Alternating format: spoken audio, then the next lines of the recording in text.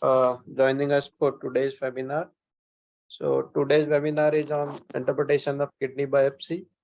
While it's an important topic, especially for postgraduate, that you should be aware about the basic principles of kidney biopsy. And kidney biopsy does play an important role for managing the glomerular diseases in pediatric population. So today's session will be moderated by Professor Susan Uthup and Professor Indra Agrawal. So over to you, ma'am. Okay, good evening. And we are actually through the 5th webinar, and I am sure that everybody is enjoying as well as learning a lot from the webinars. And today we are having Dr. Geetika, who is Professor of Pathology at All India Institute of Medical Sciences. She will be giving us an overview regarding the renal biopsy, how to interpret, and what are the different modalities of light microscopy, immunofluorescence, electron microscopy. And after that, Dr. Anshuman will be giving us some case presentations with histology, how it is going to help us in making the diagnosis. Anyway, without wasting much time, let us proceed with the today's presentations.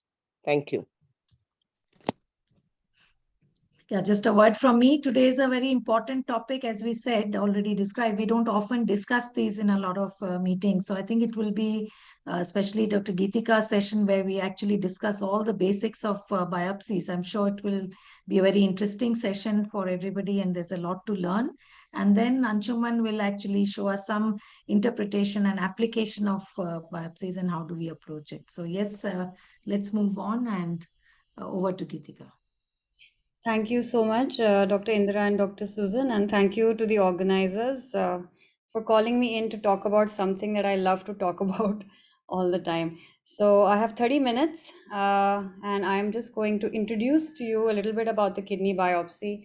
And I hope I can convince you by the end of it that, well, you definitely need it and you need to try and get the most information out of it from your pathologist.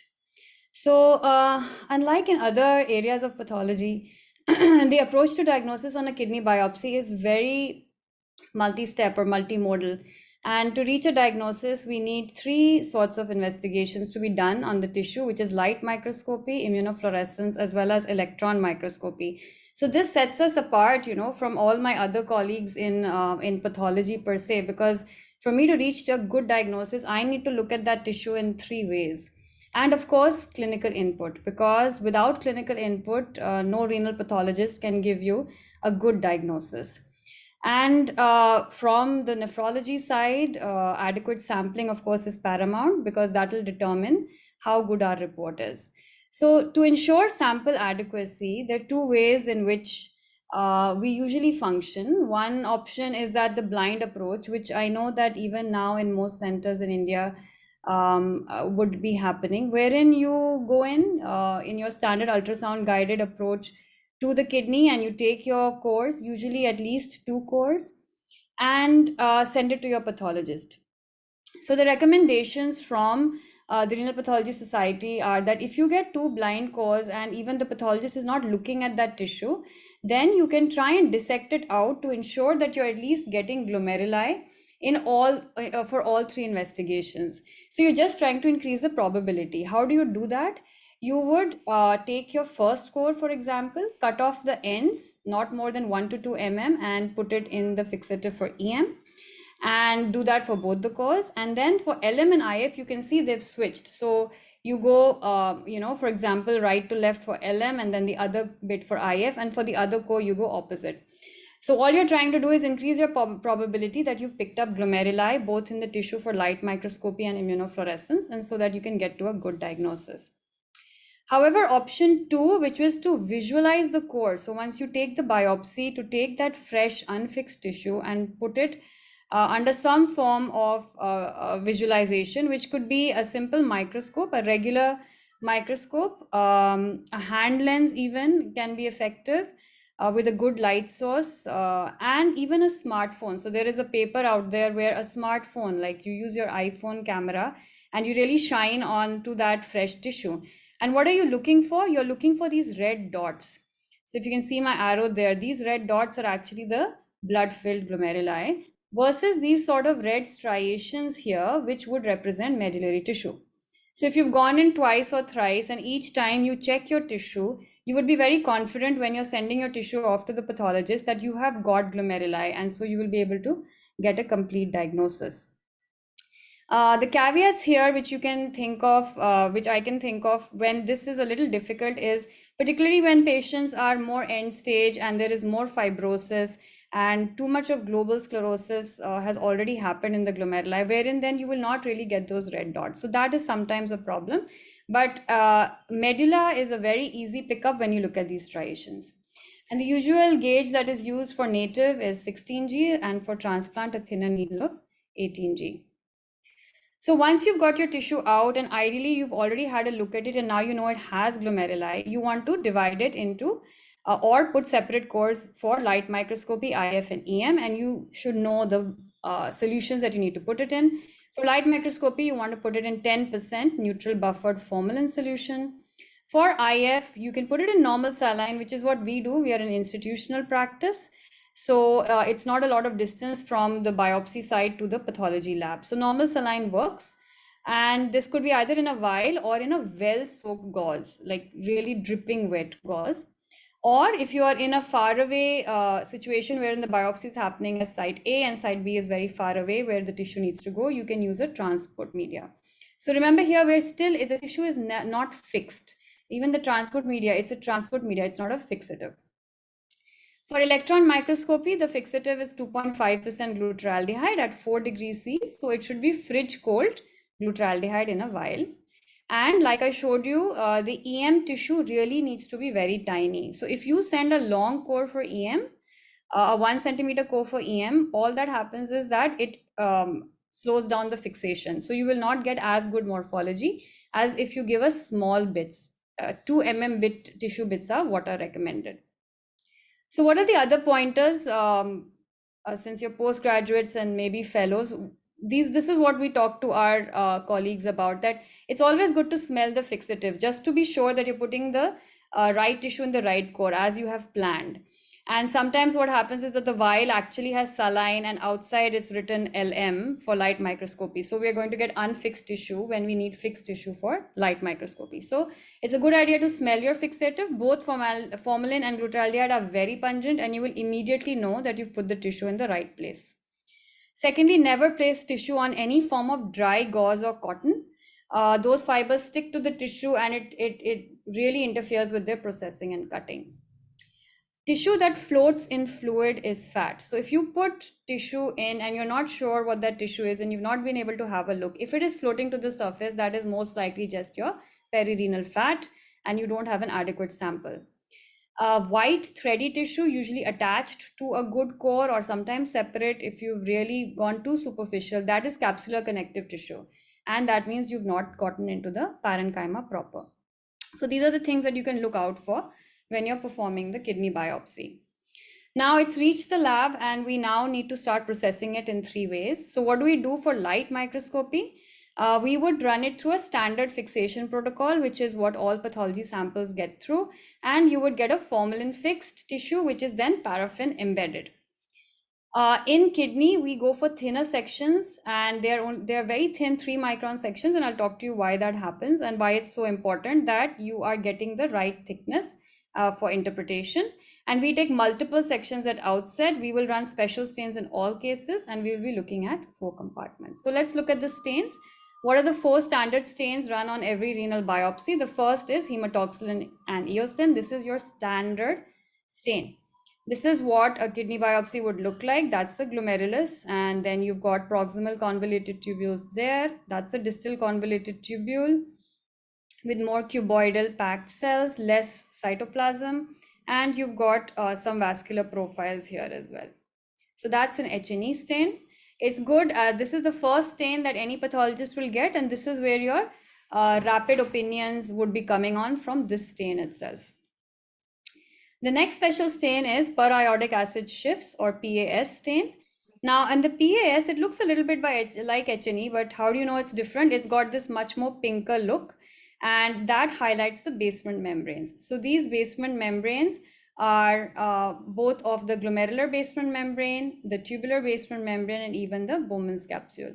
So this is important to remember, because when we assess glomerular pathology, when we're looking for what is the nature of deposition, we would say PAS positive when it is the same color as this sort of basement membrane.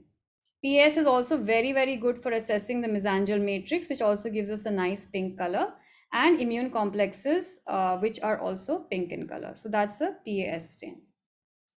It's also very good for assessing casts, because you can see these hyaline casts, which are uromodulin or TAM Horsfall protein rich, are PAS positive. So it's very important in looking for tubular casts. Now, the next most important stain is the Jones silver methenamine. This is also a basement membrane stain, and you can see it highlights the GBM, the Bowman's capsule, as well as the tubular basement membrane. So we use 2 basement membrane stains on every kidney biopsy, and you will know why when we look at some glomerular pathologies. This is a good idea to look at the silver methenamine on a very high power and just note what the normal texture of the GBM is like. It's very smooth, it's very tape-like, and it's very pliable. So you get a 3D feel of it's turning and moving when you're looking at that. That's very important to note as the normal texture and the normal look of the GBM on silver methenamine. The fourth stain, the final stain, is the Mason's trichrome. This is basically a collagen stain. And so it's very useful to highlight interstitial collagen, like you can see here, when there is chronicity in the tubulointerstitium. And immune complexes on Mason's trichrome give a red color. So we call them fuchsinophilic. So that's the other use of Mason's trichrome. So on every biopsy, 4 stains. Each stain has its role, and we would be looking at the glomeruli tubulointerstitium in each stain as we go through the biopsy. So after light microscopy, the next part of evaluation is direct immunofluorescence. So this core, which is an unfixed core that we talked about, is frozen immediately. It's snap frozen in this machine, which is called a cryostat. And it's frozen at minus 20 degrees C. And we again cut very thin sections. They're 3 microns only, and we would stain them. So it's basically, this is what happens. So this is your kidney biopsy, which has some immune complexes, for example. On that kidney biopsy slide, I will put an antibody which is labeled with a fluorochrome. So the fluorochrome that we use in kidney biopsy evaluation, if you can remember the name, it's good. Otherwise, FITC is good enough. It's fluorescein isothiocyanate. And FITC labeled antibodies are put on the tissue section, and they will give you a good fluorescence if you have that particular antigen there. So what are the routine panel that we run on IF? We will look for heavy chains, that's G, A, and M, and their corresponding light chains, that's kappa lambda. And we will also stain for complement, C3 and C1q. So most centers doing IF, this will be the routine panel. And then we will look at the staining, we will grade it on a semi-quantitative scale. We'll tell you, we use 0 to 3 plus, so we will tell you how much is there. We will tell you the location, that is, where is the staining in the glomerulus, or is it outside the glomerulus? And we will tell you the nature, whether it is linear or granular. So on every IF slide, on every case, this is done. Excuse me. So let's look at some images. This is a case. This is the IgG. This is FITC label. So you get a good green look when it's positive, and you can see a very granular, coarse granular staining along the capillary walls. One could call this garland pattern. One could say this is lumpy, bumpy. And all these terms are used in our reports when we report an IF. So this is actually a patient of post-infective or infection-related glomerulonephritis. Let's look at another IF image. So versus a capillary wall staining, as you can see here. Here you have a mesangial staining, again very granular in a patient of IgA nephropathy. And in comparison to granular staining, here you have a completely linear paintbrush stroke-like look in a patient of anti-GBM nephritis. So that's what IF looks like, just to introduce it to you. And then the third step is, of course, electron microscopy. Now for EM, the fixative is glutaraldehyde. It undergoes a very complicated processing protocol, which ultimately that 1 or 2 mm tissue gets embedded into resin. So resin is basically plastic, and this plastic embedded tissue allows us to cut very, very thin sections. So from a micrometer, 3 micrometer, we can create very thin sections for EM, which are only 50 nanometer. And the stain that is used to stain the tissue is uranyl acetate and lead citrate. And you basically get grayscale images. As you can see here, this was actually a normal glomerulus. And you can see we are now seeing the ultrastructure using the electron microscope. So here we are, instead of using light, we are sending an electron beam into the tissue, and we are getting a very good resolution. And now you can see parts of the GBM, you can see the foot processes here. We'll go into the structure a little bit in detail. And why do you want to do EM? Because if you've seen deposits on IF, then you want to localize them on EM. You want to know if they are intramembranous, are they subepithelial, if they would be located somewhere here, are they subendothelial, or are they mesangial? So the mesangium is not in this image. We will look at the GBM, and we would check the health of the podocytes. So if you put all these 3 things together is when you would get a good composite picture of what is really happening in your in the kidney biopsy. So this is how we do it. This is our algorithmic approach to evaluation. We will look at the light microscopy, look at all the stains, and do a compartment-wise evaluation: glomerular, tubulointerstitial, and vascular compartment. If there is glomerular compartment involvement, we will define the pattern. After that, we want to look at the IF and determine whether this pathology is immune complex mediated / complement, I would say, immune complex or complement mediated, yes or no. If it is yes, what is depositing, where is the deposition, and what is its nature? This is really what we're looking at when we're doing IF. And without IF, you cannot diagnose any immune complex mediated or complement mediated glomerular disease. So it's a sine qua non. You need IF to complete a renal biopsy diagnosis. Electron microscopy will confirm your location of deposits. It will check GBM health, the glomerular basement membrane health, and it will also check the podocyte health. So this is how you would come to a final diagnosis. So I want to talk to you a little bit about the glomerulus. Glomerular diseases, of course, remain the bulk of what we get from pediatric nephrology, and it's important to understand patterns of injury. So first, let's just look at a glomerulus in a little more detail. And this is a PAS stain section. If you remember, we talked about a nice pink basement membrane, which you can see here. So this is a very good image because you can actually see the glomerular tuft, and that's the Bowman's capsule. And you can see the 2 poles of the glomerulus. This is the vascular pole, that's the feeding arteriole, and that's the hilum. And then you've got the tubular pole where the Bowman's space is opening into the lumen of a proximal convoluted tubule. This becomes important in defining locations, for example, of FSGS. So when we look at a glomerulus, we want to determine which area is affected in the glomerulus. But I want to take a closer look to really see all the cells that we're going to be talking about. So we'll just go through this. Let's start with the mesangium. So the mesangium is the stalk of the glomerulus. It is composed of the mesangial nuclei as well as the mesangial matrix. So how do you know it's mesangium? Anything which is pink, which is matrix and has embedded nuclei, that's your mesangium.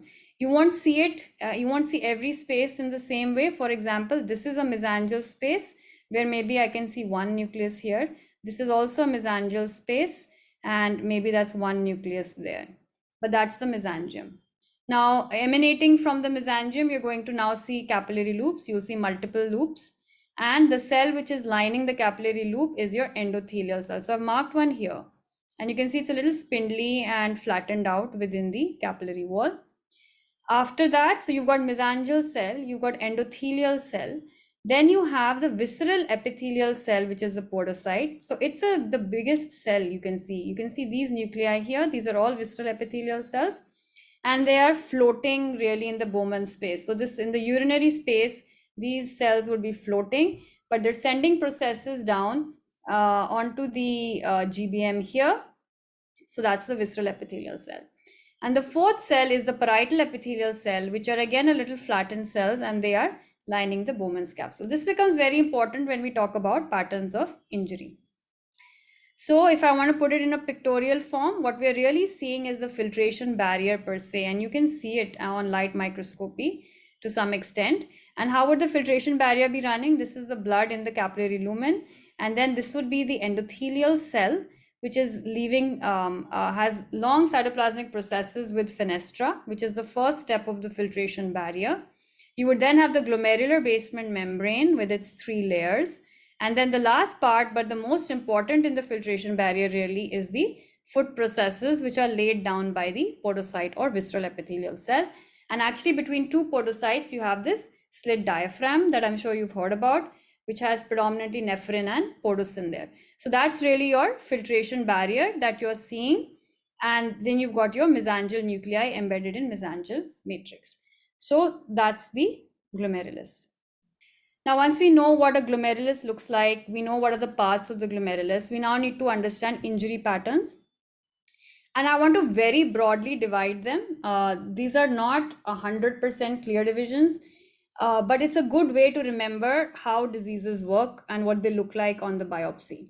So on the left side is a non-proliferative type of glomerular pathology.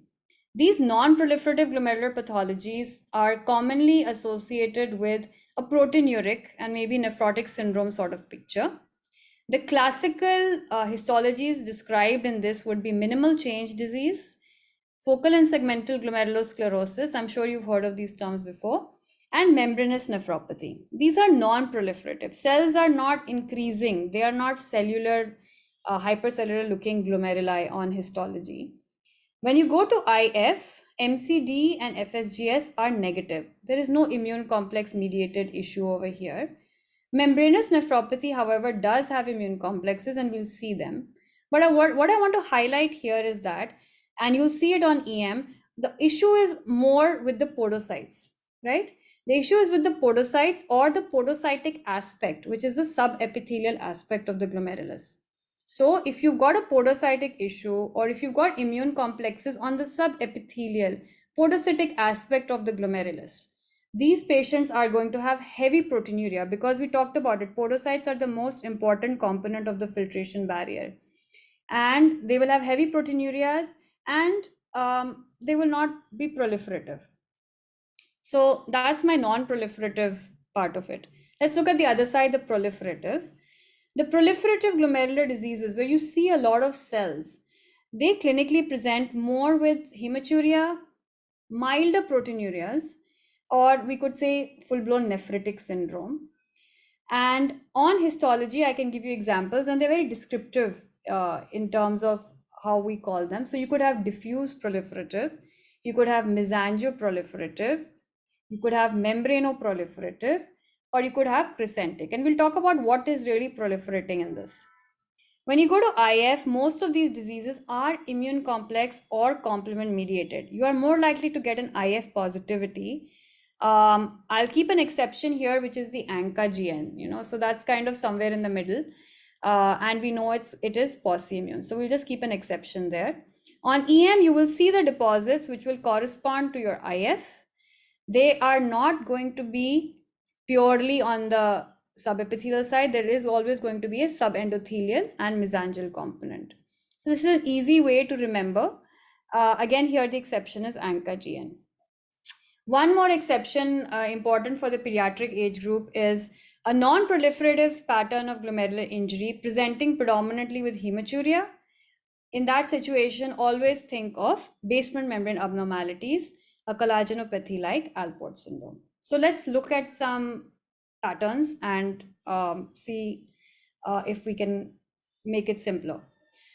So let's look at it. Minimal change disease. We're looking at non-proliferative patterns first. Minimal change disease, as the name suggests, there's nothing to see. It looks exactly like a normal glomerulus, and it's basically the same image that I showed you for a normal histology. The mesangium is not proliferating, capillary walls are thin, there's no hypercellularity. The tubulointerstitium will be clean, the vessels will be normal. So it will basically look like a normal kidney. When you go to the silver methenamine, you will see pliable, good textured GBMs with no abnormality. You will go to IF, it will be negative. That to you is minimal change disease, and we know that it's the most common presentation would be nephrotic syndrome. The next entity is focal and segmental glomerulosclerosis. Again, it's a very descriptive term. What will we see? We will see this segmental involvement of the glomerulus. So segmental means part of the glomerulus. There's an arbitrary cutoff of 50%. Focal means some of the glomeruli in the biopsy, again, an arbitrary cutoff of less than 50%. So if some of the glomeruli and part of those glomeruli show this sclerosing pattern, which is basically scarring, as we would see anywhere else in the body. And this is what we understand is FSGS. And it's very nicely highlighted on a silver methenamine, where you really see that the glomerulus tuft has kind of scrunched up and stuck to the Bowman's capsule. So these lesions are always peripheral, and this is what an FSGS looks like. FSGS, again, presentation is nephrotic syndrome, and IF would be negative. So I want to introduce here this concept of podocytopathy. I already spoke about it when I said that non-proliferative patterns with massive proteinuria, the etiology per se is podocyte injury. And if you look at podocyte injury or podocytopathy, there are 4 histologies which become important to remember in the pediatric age group. I've talked to you about minimal change, and I guess the question that comes up is, what is the difference? They're all podocytopathies. Why does one look like something and one look like something else? So the difference is in the nature of the podocyte injury. In a minimal change disease, the podocyte injury is milder and doesn't result in loss of podocytes. All you will see, and I will show you on EM, that the foot process is effaced. So they fall flat. There is podocyte injury. There is no change in the number of podocytes. That's minimal change. Now, if the nature of the podocyte injury is such that it causes some chronic podocyte damage, death, and detachment with an inadequate repair response, which will basically result in a scar, that is FSGS. And you can see it nicely depicted in the pictorial on the right. Now, there are 2 other pathologies which come under podocytopathy. And the next one I want to talk about is collapsing glomerulopathy. What happens in collapsing glomerulopathy is that there is podocyte loss, but it's much faster. And therefore, the repair response is also much faster from the glomerulus, which is basically a lot of stem cells along the Bowman's capsule. Everything comes and tries to fill up the podocyte loss. And that results in massive podocyte type proliferation. They're not really podocytes. They are modified parietal epithelial or stem cells, you can say, which come and try to fill up the gap, and you get this pseudo crescent formation of collapsing. And the 4th pathology, very important in pediatric age group, is diffuse mesangial sclerosis. Usually has a genetic basis. There is podocyte loss and some movement of podocytes back into the cell cycle. So there is some hypertrophy and proliferation. But what characterizes the disease, as the name suggests, is that you're going to see a lot of mesangial sclerosis. So I've shown you minimal change in FSGS. Those are the most common histologies. This is an example of collapsing glomerulopathy, and you can see a massive cellular response with an underlying collapse. And in terms of etiologies in the pediatric age group, parvovirus becomes important, and there are some genetic etiologies as well. DMS, diffuse mesangial sclerosis, this is something that we get off and on. You see this mesangial sclerosis, you see crowning of podocytes, and they are hypertrophic and a little hyperplastic, and it's a very diffuse process. So all the glomeruli look like this, and this has a definite genetic basis. So if DMS diagnosis comes, the patient definitely needs genetic evaluation. The most common is WT1, followed by some cases of PLCE1, LAM2. We've seen a TRPC6 mutation associated DMS also. So there's an increasing number, but for you to remember, WT1 is of course the most common associated with a DMS histology. So podocytopathy, 4 histologies, and all of them, if I go into EM, will show me the same thing, which is evidence of podocyte injury in the form of this podocyte, what we call foot process effacement. So I showed you upright podocytes in the normal EM. Here they fall flat. There's microvillus transformation, which is also evidence of injury. So there is really loss of slit proteins. And now the filtration barrier is so compromised that the patients will have massive proteinuria. The last in my non-proliferative with proteinuria is membranous nephropathy. As the name suggests, you will have very global and diffuse thickening of the capillary walls. So like I spoke to you about seeing nice, thin, pliable capillary walls, that will not be there in a well-developed membranous. And we will make the diagnosis on silver methenamine, where you can see a very abnormal texture in the form of these spikes and craters. And they basically represent the GBM reaction to the presence of subepithelial immune complexes. And we spoke about that. They are podocytic aspect or subepithelial immune complexes, which result in this membranous pathology. On immunofluorescence, we will be able to demonstrate a good IgG deposition, which is what these immune complexes are composed of.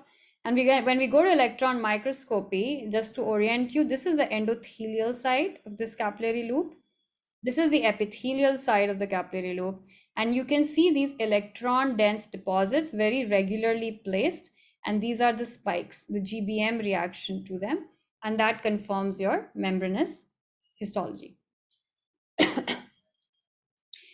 Last but not least, if you've got a non-proliferative looking glomerulus in a patient who presents to you with hematuria, and if you are lucky enough, you may also see lots of groups of interstitial foam cells, as you can see here in the lower left, then you must suspect Alport syndrome, which is basically a mutation due to a mutation in collagen type 4, either alpha 3, alpha 4, or alpha 5.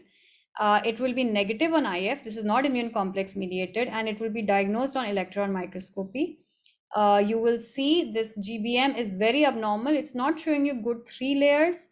It is lamellated, it is rarified, and you can see it is thick, it is thin. So this is GBM abnormality in a patient with non-proliferative glomerular histology and hematuria. So that's a good one to remember. Again, indication for genetic testing. So quickly, we will now go into proliferative patterns of injury, and you will see the difference. And just to start us off on proliferative, I want to show you the image again of what are the things that can proliferate in the glomerulus. You have only 4 possibilities. Your mesangial cells could proliferate, your endothelial cells could proliferate, your visceral epithelial cell proliferation we've already covered in collapsing GN, so we won't talk about that. Your parietal epithelial cells can proliferate, and the 4th cell that can actually cause a hypercellular look is neutrophils coming in, which is called exudative activity. So let's look at some examples. So the first proliferative pattern is diffuse proliferative glomerulonephritis, and the classical case would be an infection-related or post-infectious glomerulonephritis.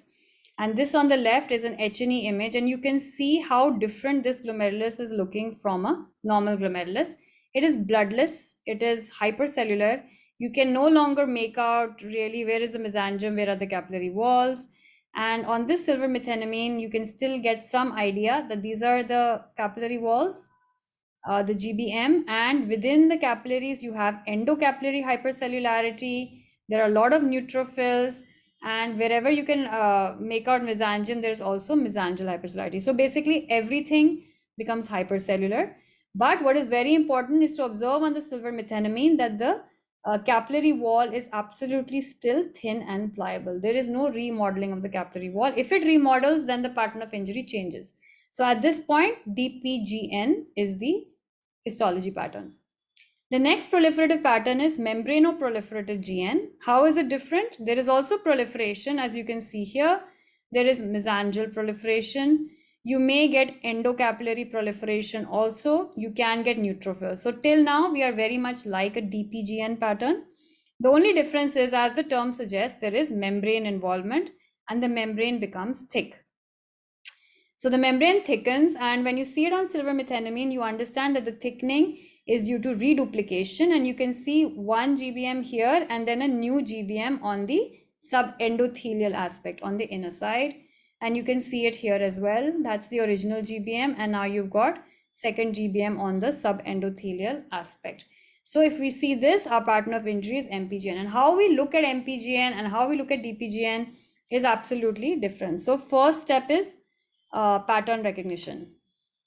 Let's look at the third pattern. This is mesangioproliferative GN. So here you see not so cellular. All the capillary loops that you can see are nice and open and patent. And the problem appears definitely in the mesangium with an increase in the number of cells. And we have criteria for that. We need more than 3 cells in a mesangial space, which can easily be seen here, to qualify as mesangial hypercellularity. The next proliferative pattern is crescentic. So crescentic glomerulonephritis, you can see that the proliferation is absolutely outside the loops. And the cells which are proliferating therefore are the parietal epithelial cells predominantly, along with some neutrophils, right? It's, as the name suggests, a crescent. This one is quite a good one, nearly circumferential, involving 2/3. But for us to call a proliferation crescent, we have a much lower threshold in criteria. Anything which is more than 2 cell layer thick along the Bowman's capsule and involves 10% of circumference. So more than 2 cell layer thick and involving 10% of circumference will qualify for a crescent. And why patients develop crescents is basically because the extent of glomerular injury is very severe. And of course, we consider them under 3 categories: type 1, type 2, and type 3. And I'm sure you'll be discussing that as you go forward. So I'm just going to show you some examples of how we would put a proliferative GN together in terms of diagnosis. This is one case. The patient has mesangial proliferation on light microscopy and has, on immunofluorescence, you can see IgA there, which is 3+ mesangial. IgG is negative. There is C3, which is approximately 2+, and you have kappa and lambda approximately 3+ each. And along with that, you have mesangial electron dense deposits you can see here. So this is how we would put it together. I would see a light microscopic pattern of mesangial proliferation. And just to remember that whatever is proliferating in the glomeruli, really that is where you are expecting the immune complexes to turn up on IF. Because of course the immune complexes are stimulating that proliferation. Then you would see, next step would be to see the IF. And third would be to confirm on electron microscopy. So mesangioproliferative GN resulting in a diagnosis of IgA nephropathy would be with this sort of pattern. But you could get mesangial proliferation in, for example, a class 2 lupus nephritis.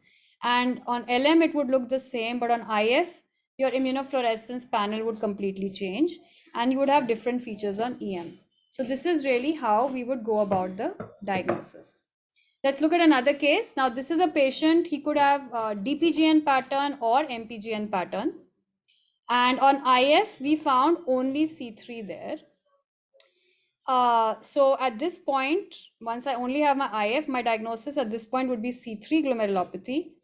And I would then need EM. And on EM, what I see is intramembranous dense transformation. So now if I put it all together, the light microscopy, the IF and the EM, I would come to a final diagnosis of a C3 glomerulopathy consistent with a dense deposit disease. So of course, I could start with a DPGN histology, have IF of IgG and C3, on EM showing subepithelial humps. It would completely change the diagnosis, and then the diagnosis would be infection-related glomerulonephritis. So just to get that point across. Let's look at another case. This is a patient of crescentic glomerulonephritis. And on IF, I found a lot of linear IgG. EM was negative for any deposits. On this, my diagnosis would be anti-GBM nephritis. I could have the same light microscopy and get a negative immunofluorescence, in which case I would suggest a posse-immune ANCA-mediated glomerulonephritis. So half an hour, I cannot talk about all the entities in complete detail.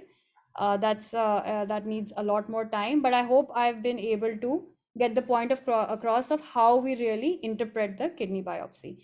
So just to conclude, kidney biopsy evaluation is definitely a multi-step process. You can start with one diagnosis at light it will completely change on IF, and you may add much more information on EM. This is really how it works. Clinical pathological correlation is paramount. We're constantly on the phone with our nephrologists trying to understand the case more.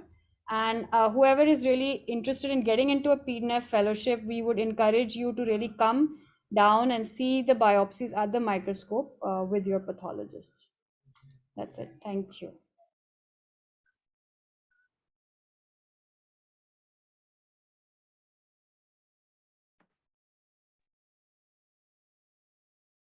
Thanks, Dr. Gitika. Susan ma'am, Indra ma'am, you want to comment something?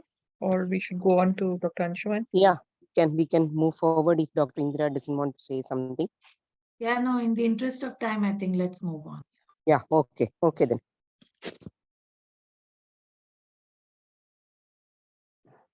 Good evening, everyone. Am I audible? Yes, Dr. Anshuman. Yes, you are. Okay, so I'm sharing my screen now.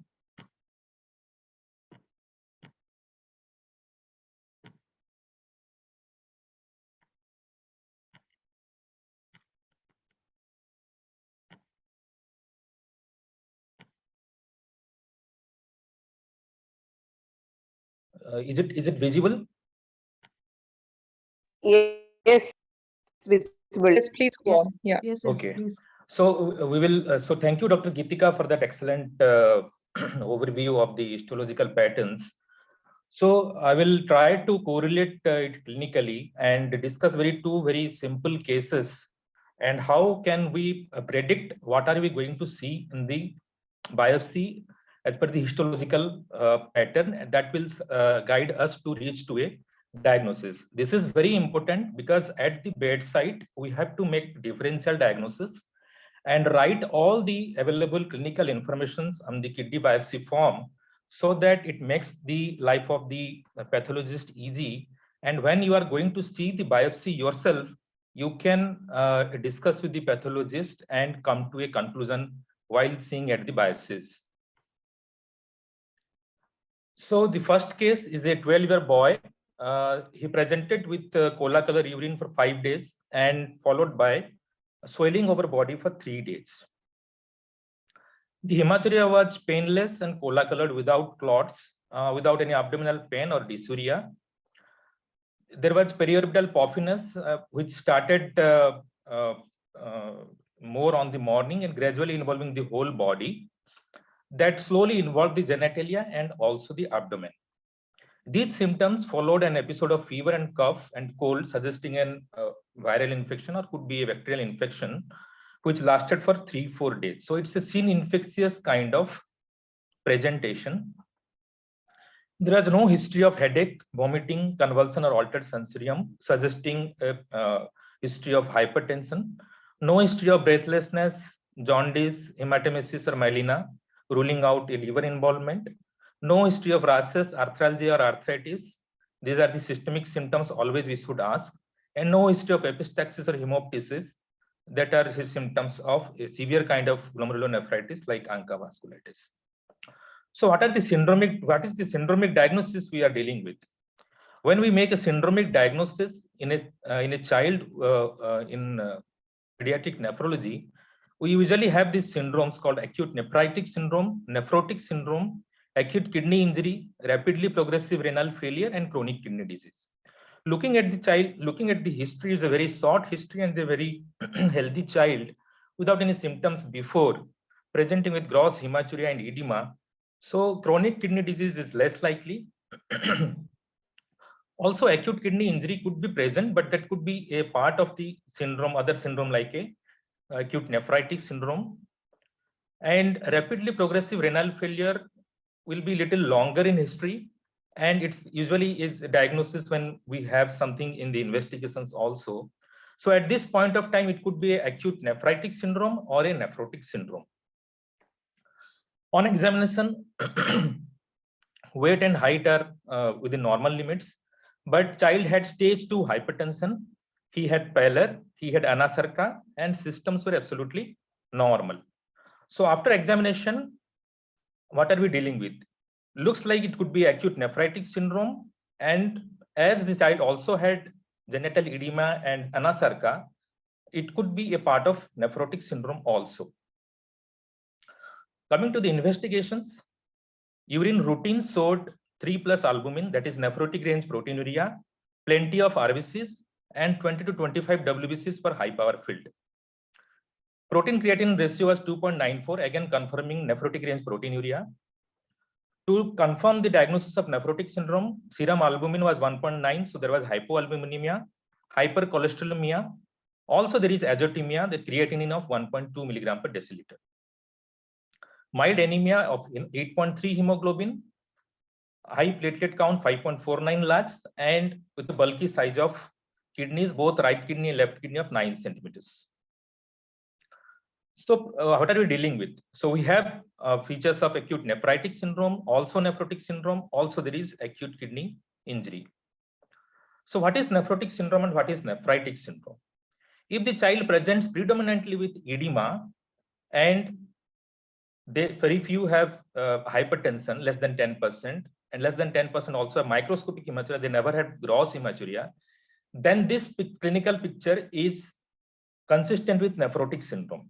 Whereas in nephritic syndrome, the sine qua non is a hematuria, it's a significant hematuria or gross hematuria. So if you have gross hematuria and if it shows a upper glomerular etiology like cola-colored urine, painless, without any clots, that is the most important or most common feature of a nephritic syndrome. You have you don't have anasarca, you have less edema, but also you have significant hypertension associated with azotemia.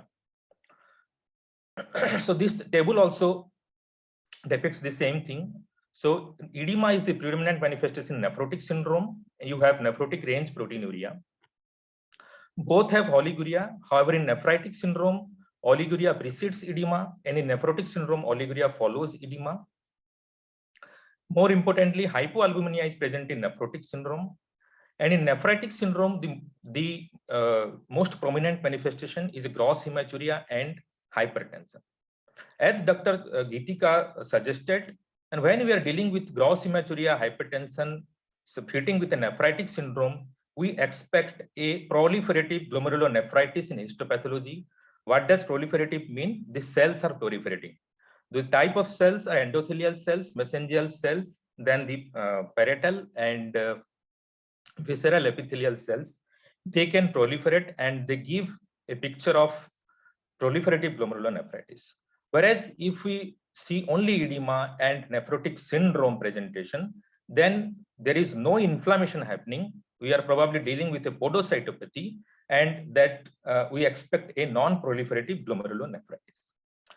So in proliferative glomerulonephritis, the clinical picture is an acute nephritic syndrome. We have pathophysiology, there is inflammation of the glomerulus suggesting glomerulonephritis. In the light microscopy, you expect it could be either a endocapillary hypercellularity, mesangial hypercellularity, and in the most severe cases, you have extracapillary hypercellularity or crescent formations. You expect the immune complex deposit when there is acute nephritic syndrome, but in some cases in RPGN, it can be post-immune when there is ANCA-associated vasculitis, and electron microscopy, you'd expect electron dense deposits. So as the patterns, as Dr. Geetika suggested, the patterns are diffuse proliferative or focal proliferative glomerulonephritis, membranoproliferative glomerulonephritis, mesangial proliferative glomerulonephritis, and crescentic glomerulonephritis. Whereas if the clinical presentation is only nephrotic syndrome, then probably we are dealing with podocytopathy. There will be no or minimal hypercellularity. That could be some focal sclerosis or attachment, absent immune complex in the IF, so I negative, except for IgG deposits in membranous nephropathy. And in electron microscopy, there will be no electron dense deposits, and there will be diffuse food process effacement. And the patterns are minimal change disease, FSGS, diffuse mesangial sclerosis, or a membranous nephropathy.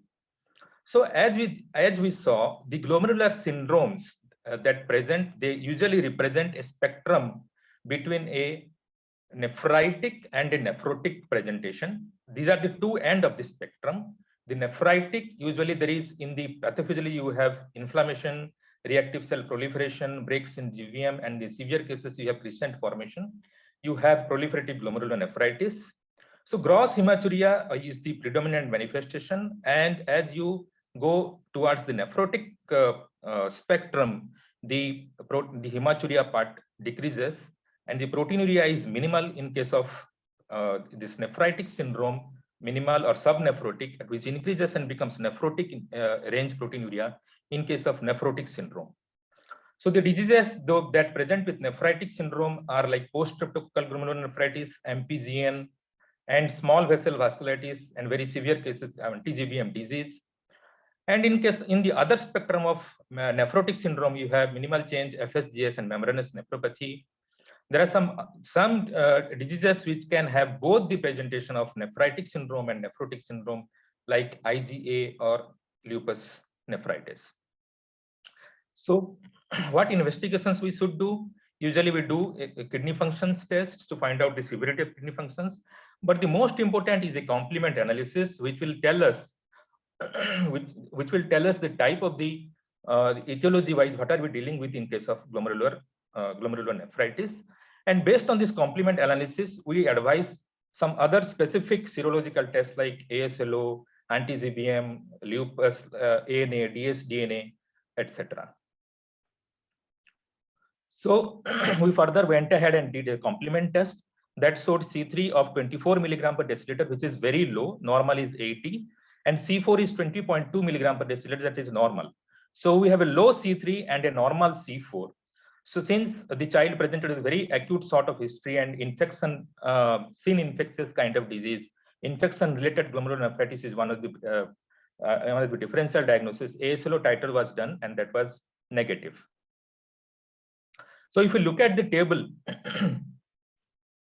there is alternate pathway activation, low C3 and normal C4.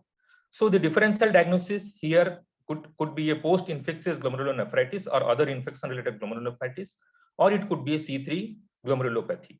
When you have both C3 and C4 are low, we are dealing with a classic pathway activation, and these are associated with the immune complex mediated glomerulonephritis like infection-associated MPGN, cryoglobulinemia, lupus nephritis, etc.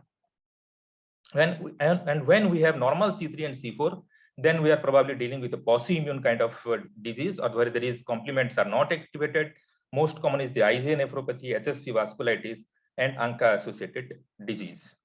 So in our case, is there a need for kidney biopsy? So if you look at the indications of kidney biopsy at in the case of acute glomerulonephritis, we have some indications at admissions, indications during hospital course, and indications in follow-up. So if the child has an atypical age like less than 5 years or more than 15 years, and there is an absence of lag period between febrile illness and onset of GN, and presence of systemic signs like arthritis, rash, epistaxis, hemoptysis, these are the indications to do a biopsy at the time of admissions. And during the course of the hospital, if there is a rapidly rising creatinine, there is nephrotic syndrome presentation along with nephritis, normal complements levels, positive serology, these are the indications. And in the follow-up, if the gross hematuria, hypertension, proteinuria persist after a significant period of time and persistent low C3 after 8 weeks, these are become the indications. So in our child has nephrotic syndrome. Also, there was a lag of between febrile illness and onset of GN. So there was a need for biopsy in this child. So what do we expect from a biopsy? As we discussed, since it was a acute nephritic syndrome along with nephrotic syndrome, we expect a proliferative glomerulonephritis, and also we expect evidence of alternate complement pathway activation. So at this point of time, I would like to ask Dr. Gitika to discuss the histopathology. Dr. Gitika. Right. So what we can see in this glomerulus is, if you can just highlight the mesangium, there is definitely mesangial hypercellularity along with a little bit of matrix expansion. And the capillary walls on this H&E stain, so this is not a very good stain to be sure on capillary walls, but they are looking a little stiff, and I would want to then see special stains. Endocapillary hypercellularity, little bit segmental at 5 o'clock position where there's some solidification of the tuft. Right, another H&E section. This is showing much more endocapillary hypercellularity, which we identify because again, you're not seeing open loops. And you can also see a lot of neutrophils now. They are these little, they look a little stretched out, the cells, and you can see segmented nuclear material. Right, so a much more hypercellular glomerulus from the same case. Then we come to the silver methenamine, and the silver methenamine is showing mostly the loops are okay with maybe a little bit of reduplication. Here. Yeah, absolutely. You can see 2 lines there. Yes. Yeah. Here also, I think some thickened and duplicated duplicated. and reduplicated. Yes. So from I think we have one more slide, or Mason's trichrome. So Mason's trichrome is not so useful in glomerular compartment unless you're seeing good deposits. Here we're not really able to see the deposits, but you can just confirm very much the mesangial hypercellularity and the appearance of irregularly thickened capillary walls. Yeah. Thank you, Dr. Geetika. So the report of the histopathological diagnosis, the light microscopy had 6 glomeruli. The glomeruli appear enlarged and show lobular accentuation, moderate mesangial matrix expansion with hypercellularity. Capillary lumina were partially obliterated by neutrophils and endocapillary proliferation. Capillary membranes are thickened and duplicated at places. Biomin capsules are unremarkable. There are mild degeneration in the tubules, mild focal edema with scattered mononuclear cell infiltration, and arteries were unremarkable. So now we come to the immunofluorescence stain. Dr. Geetika, please, can you? Right. So on this IF for C3, you see a very linear type look along the capillary walls. And then you're seeing these mesangial, like what we call buckshots. And these would represent good mesangial deposits. The variable size dots that you're seeing. Yeah. So that's a very strong C3. We would go 3+ mesangial and capillary wall. There's granularity with some pseudo-linearity. This one also, you can really see those mesangial discrete deposits and some linear look along the capillary walls. So it's a good IF. So the IF showed intensity of 2+ and 3+ of C3 and 1+ of IgM, IgG, IgA, C1q, fibrinogen, kappa, and lambda light chains were negative. The distribution were diffuse and global, and location was coarse and granular along the peripheral capillaries, 80 to 90% along peripheral capillaries, and 30 to 40% along in the mesangium. And it was absent in the interstitial and tubular basement membrane. So histological diagnosis was membranoproliferative glomerulonephritis and C3 dominant deposits. So if we see here, as Dr. Geetika suggested, it's a stepwise approach to come to a diagnosis. So the morphological appearance was a glomerulonephritis with dominant C3. So it could be either a C3 glomerulopathy and post-infectious glomerulonephritis. So to clear the things that in some of the post-infectious glomerulonephritis, you can have only dominant C3 deposit present, C3 deposition without any IgG deposition, but that usually happens at the later part of the post-infectious GN or at the resolving state of the GN. But at the beginning itself, at the onset itself, to only have C3 deposit is quite rare, I would say. And with a very low serum C3. So probably we are dealing with a C3 glomerulopathy. But to come to a diagnosis, you have to go and do an electron microscopy to find out whether we are dealing with a dense deposit disease or a C3 glomerulonephritis. In C3 glomerulonephritis, you would have mesangial and subendothelial depositions also. In dense deposit disease, you would have dense intramembranous ribbon-like depositions, whereas in post-infectious GN, you will have classical subepithelial humps. I would request Dr. Geetika again to explain the electron microscopy finding here. Right. So we can see that these capillary, the glomerular basement membrane material is actually replaced by a much more dense, intensely osmophilic material. So these are all intramembranous deposits, and they're called like link sausages on a link. So they appear thick and then they thin out and they appear thick again. So this is very classical for dense deposit disease. Thank you, madam. So the electron microscopy report, the thickness of basement membrane is ranging from 310 to 710 nanometer. Glomerular basement membrane is thickened and wrinkled. The glomerular basement membrane reveals dense ribbon-like osmophilic intramembranous electron-dense deposits. There is diffuse effacement of visceral epithelial food process, 70 to 80%. Capillary lumina are occluded and infiltrated by mononuclear cells and endocapillary proliferation. Moderate matrix expansion with mild hypercellularity. Focal mesangial electron-dense deposits also are present. So we reach to a final diagnosis of dense deposit disease. So what I would like to emphasize here is to make a syndromic diagnosis at a bedside, make differential diagnosis after complements and other investigations, so that we would be able to, well, while deciding for a biopsy, we can decide whether to send electron microscopy or not, because most of the centers electron microscopy is not present, and we send only right microscopy and IF. But in some cases, electron microscopy is a must to reach to a diagnosis, like in these cases. So it is very important to suspect these diseases from the beginning itself, so that we can send a good amount of tissue in the right solutions, so that we can reach to a diagnosis. Okay, so we'll come to the other spectrum of glomerular diseases. The case 2 presented at the age of 2.5 years. He presented with swelling over the bodies for 7 days and decreased urine output for 3 days. The edema was periorbital first observed, and it was more in the morning, then gradually generalized over abdomens and genitals. There was decrease in frequency and amount of urine over 3 days. Passing high colored urine was the sometimes parents take it as the concentrated urine as high colored urine.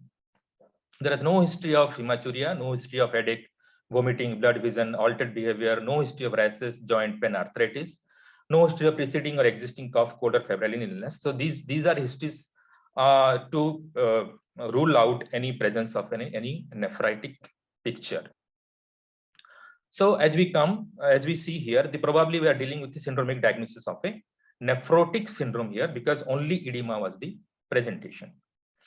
So the weight of the child was 11.5 kg, height was normal. Initially, the BP was not recorded. There was anasarca and there was genital edema.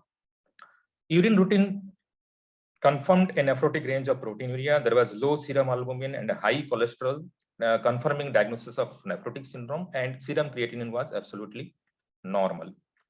So he was labeled as nephrotic syndrome. He was started on prednisolone. The dose and duration was not clear, but the child responded to prednisolone and symptomatically improved gradually. Edema was resolved, and he had multiple relapses over 1.5 years and was labeled as frequently relapsing nephrotic syndrome.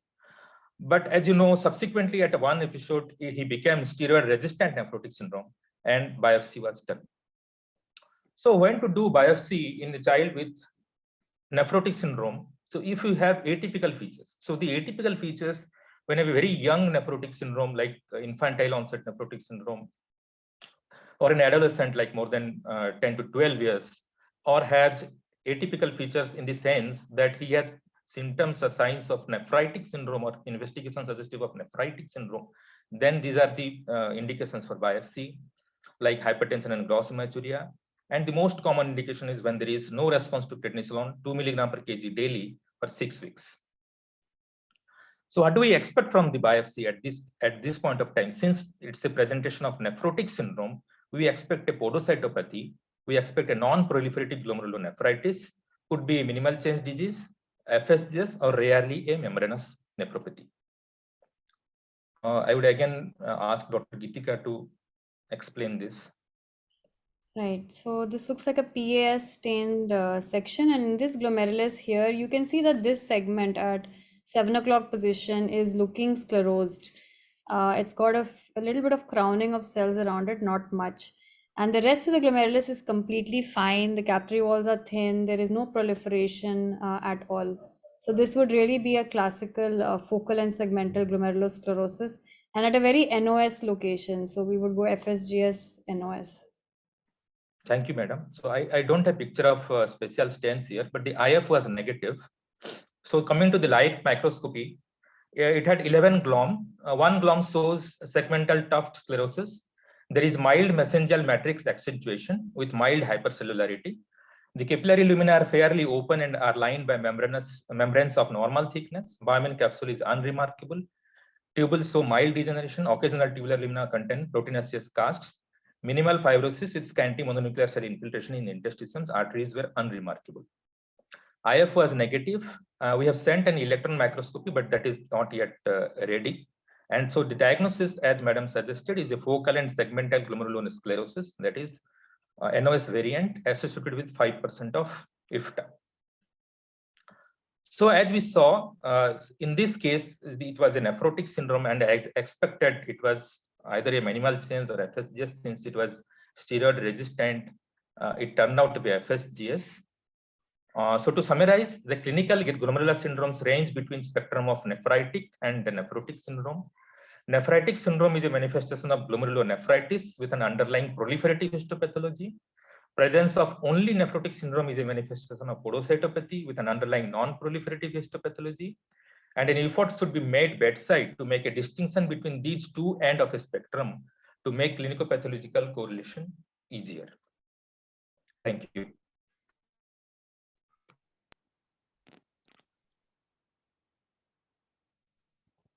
Thank you, Dr. Anshuman. Over to Dr. Indra and then to Jitendra for the rest of the proceedings.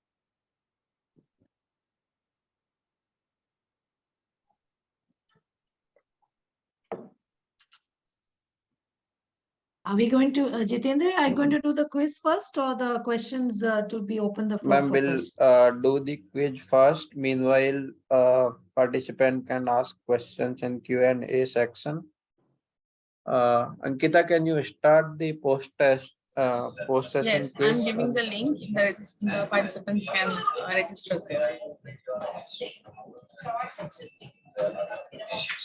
Yes, I have posted it. The participants are requested to register with your name and your proper email ID.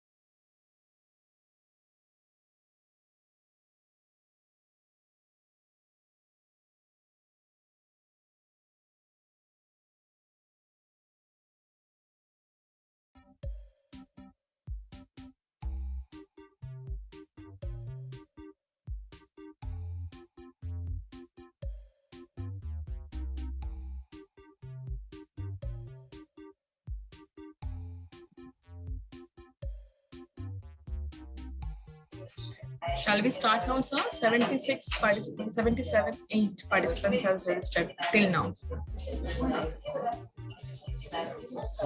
Let them register fully. There are 160 odd participants. Okay, sir.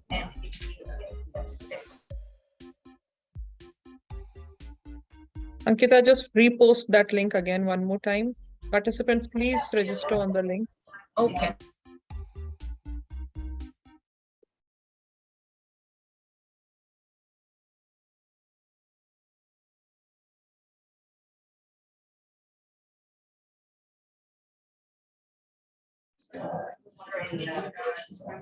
All the participants are requested to give to register with the proper email ID and proper name, not any nickname.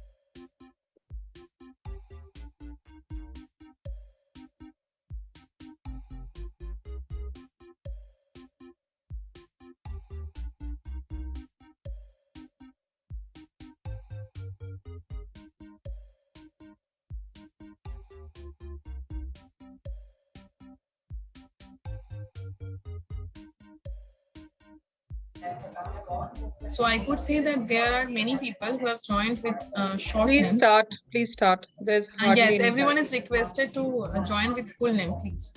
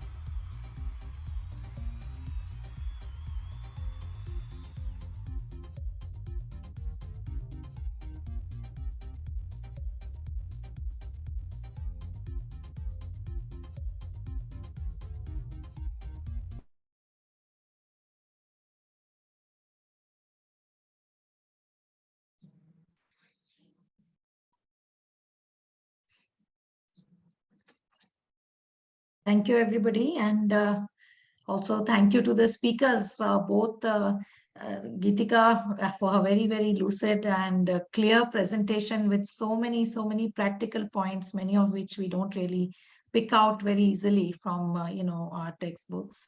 And Anshuman, who very nicely complemented Geetika's talk by nicely giving us two cases, which actually clearly sort of gave us a better understanding of the whole process of renal biopsy. So I don't know if we are running out of time, and is there time for questions? Jitendra? It's already past 8:30, so we hardly have any time for questions. Okay. Any So, before we complete, any comments from Susan ma'am? Yeah, it was really very nice presentations, as well as the quiz also very nice questions. So overall, the program, I think it was very useful, and we could actually stick to time. It is only 2 minutes past 8:30.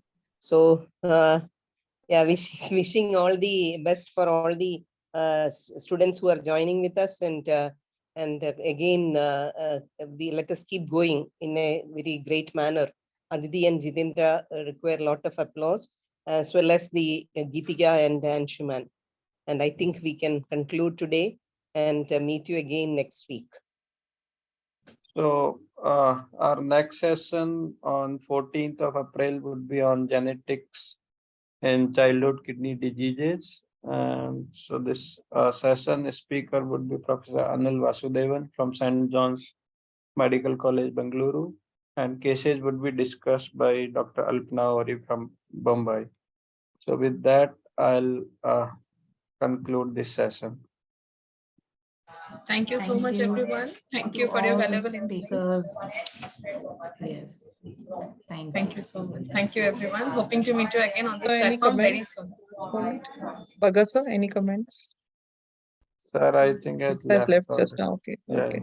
yeah. Okay. Thank you very much. Thank you, Dr. Geetika, and thank you, Dr. Anshuman. Excellent madam. talk Thank and you. cases. Yes. Very well done. Thank you.